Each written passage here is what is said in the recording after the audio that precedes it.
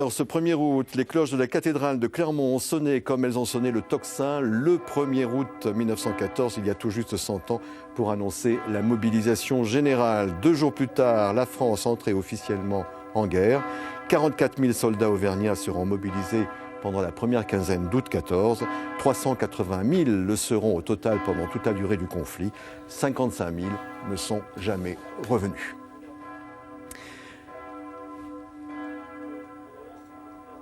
Un anniversaire que commémore à sa manière la manufacture Michelin. Michelin 1914-18, une entreprise engagée. C'est le thème de l'exposition présentée à l'Aventure Michelin. Sandrine Estrade, Olivier Martinet.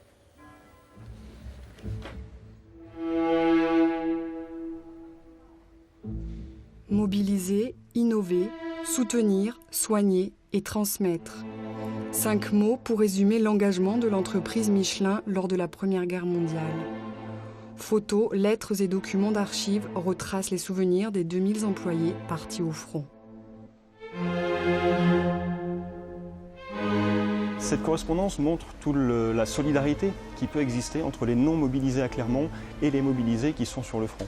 Et cette correspondance, elle est évidemment très émouvante à redécouvrir aujourd'hui parce qu'on se donne des nouvelles. On donne des nouvelles d'un tel qu'on a croisé dans telle ou telle garnison.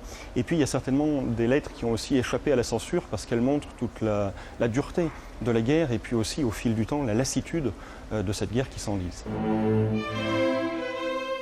Je suis bien content, en effet, que l'on ne nous oublie pas. Si la Camarde ne veut pas de nous, nous serons au moins nos femmes et nos enfants à peu près à l'abri de la misère.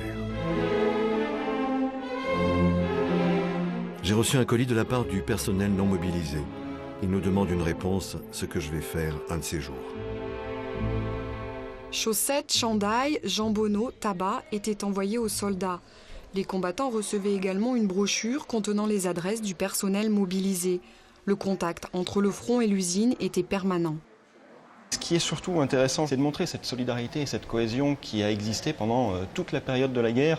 Il y avait toujours cet attachement quelque part à Clermont qui restait le pays d'origine, qui restait un repère, et avec bien sûr l'espoir d'y revenir.